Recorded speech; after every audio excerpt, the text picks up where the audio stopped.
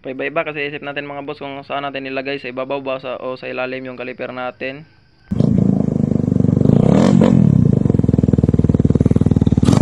Yun.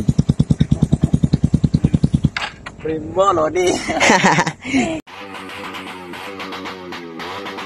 For today's video mga boss is mag-install lang naman tayo ng Brembo caliper sa rear ng ating brake ng Raider 150 natin. So ito yung brake natin mga boss. Ating pisa mga boss. Bagong pisa. So ayan, nalaglag na. So ito mga boss, pang RS to, ng bracket, pang rear. So ayan, meron na siyang kasamang para di siya gumaganon mga boss, oh. Isasayad siya sa swing arm. Tapos ito yung Brembo natin na caliper. Ito yung plastic mga boss. May kasama na siyang tornilyo mga boss sa brake hose natin. Tsaka ito yung caliper natin mga boss. Ayan, napakaganda. Copy lang pero napakadiin. Tingnan mga boss. So ayan, tupat na caliper. So meron pa siyang kasamang goma. So ito yung karton niya mga boss. Sa copy kasi mga boss, ganito yung karton niya, oh. So nabili ko lang siya na halagang 700 mga boss. Tapos ito is 800. What? Yung bracket. Ay ano? Ito yung 800 tapos ito yung 700. So bali 1.5 silang dalawa lahat. Hindi kasi sila set mga boss, galing pa to ng China. Tapos ito Manila lang. So China brand lang tayo mga boss. Hintay natin mga boss. So kabit na natin tong ating caliper. So panoorin niyo lang yung buong video mga boss. Let's go. So ito na yung bracket na yan mga boss, pang RS yung bracket niya. Sa nagtatanong is pang RS talaga yung bracket nating ginamit. Kasi mas maganda na siya mga boss kasi meron na siyang sasangitan sa swing arm natin. Di na natin kailangan ng bracket para sa swing arm na i-bolt natin. So ayan, tatanggalin na natin yung ihi mga boss para isalpak na natin yung ating bagong bracket. So ayan, tabi muna natin yung ating lumang caliper. So testing natin mga boss sa ibabaw. Kasi paiba-iba kasi yung isip ko mga boss, sa ibabaw ba or sa ilalim ilagay yung ating caliper. Kasi kung sa ilalim naman mga boss, baka masangit ng malaking bato. So ayan, so buo na yung isip ko mga boss. So sa ilalim ko na lang ilagay. So ayan, salpak na natin ulit yung gulong natin para makita na natin yung kinalabasan kung ano yung mas bagay na ilagay yung caliper natin mga boss. Kasi yung lagay naman natin is nasa ilalim. So sa ilalim na lang natin ilagay yung ating caliper. Gago! So ayan mga boss, may problema kasi tayo kasi yung nag-stack up yung ating ihi kasi masikip lang yung ating spacer na alloy kasi nagputol kasi tayo ng spacer mga boss, kaya medyo nag-stack up siya. So ayan, testing na natin yung ating bracket mga boss kung bagay ba talaga siya sa ibabaw.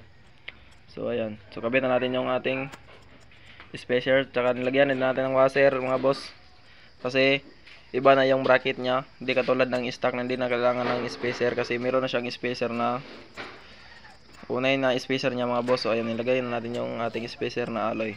So testing natin sa ibabaw mga boss kung bagay ba or sa ilalim. Pa iba-iba kasi yung isip natin mga boss kung saan siya mas bagay ilagay mga boss. So ayan, so nabuo na yung isip ko mga boss. So sa ilalim na lang natin ilagay kasi parang siyang mas maganda tingnan at saka mas klaro tingnan. So ayan, kabit na natin yung ating dalawang bolt. And then higpitan na natin yung dalawang tornilyo mga boss para makabit na natin yung ating brake hose. So ayan na, siyempre walang sabit yan mga boss. So ayan na siya mga boss, hindi siya nagdadrag mga boss. Maganda pag-align yung ating bracket mga brake hose na lang kabit natin. Tanggalin na natin to sa stock caliper para salpak natin dito sa ating Brembo brake master. Yan mga boss, ito na yung caliper. Tapos ito lang yung bolt na ikabit natin. Stock now. Ayan yung bolt mga boss. nilagay natin spacer mga boss. Gamitin natin banjo bolt is yung alloy. Tapos naglagay tayo ng washer. Ayun, siyempre yung gold pala. So ayan, ito yung kinalabasan niya mga boss.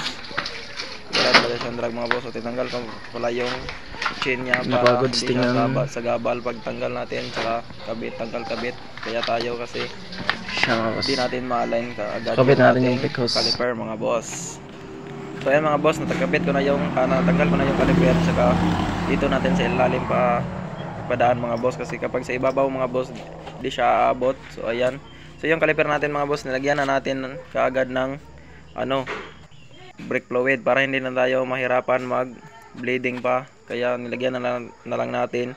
So yan yung discarding nyo mga boss, nilagyan mo kaagad puno para yung caliper is mapuno siya ng brake fluid, para konting pump natin is gagana na talaga yung ating preno. So ayan mga boss, nahigpitan ko na din yung fittings ng ating brake hose. So ayan, so luwagan natin yung bolt sa caliper natin mga boss, para daanan ng hangin, para madali lang tayo mag-bleeding. So ayan mga boss, so nilagyan na natin ng brake fluid mga boss. So ayan, bleeding mga boss, hanggang sa gumaya na yung ating brake. So ayan, brake lever. So ayan, so luwag mga boss, tapos bleeding palagi mga boss, hanggang sa malabasan kayo. Gago! So ayan mga boss, siguro mga 4 na oras na akong nag-bleeding mga boss, pero hindi pa rin gumagahe yung ating brake, kasi nasa ilalim yung caliper natin, kaya di siya umaangat kaagad yung ating brake fluid. So ayan, so ngayon mga boss is malapit na siya, so konting hirap na lang mga boss. So ayan, parang gumagana na siya mga boss, pero may problema. Gago!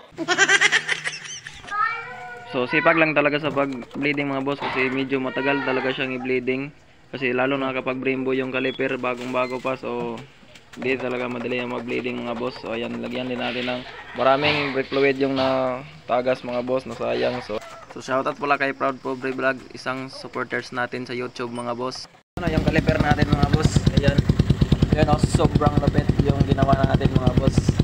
Sobrang goods talaga ito, pakakombinar mga boss, pakakabit natin, kasi wala siyang sabit. Ayan, tingnan natin, walang sabit. Diba walang sabit mga boss, hindi siya nagdadrag mga boss. So ayan, dito sa loob mga boss, meron siyang tatak talaga na Brembo.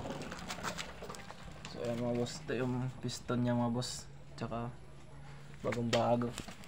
Tapos kinabitan ko na din ng gold bolt, pinalitan ko na alin.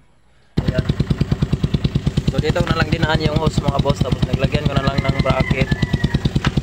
So ayan, tsaka itong hose, kasi kung sinadya ko na lang mga boss na dito ko pinadaan, kasi kung kapag dito siya dinaan mga boss, di na siya aabot, kasi sobrang layo na siya dito. So tsaka na yun, kapag makabili na tayo ng mahabang brake hose, dito na lang natin didaan para mas maganda tingnan. So ayan mga boss, biglaan na din ang ating brake light mga boss. Yun no, so testing natin mga boss kung gana ba yung brake natin. Ayan mga boss, gana talaga mga boss. So start natin ulit.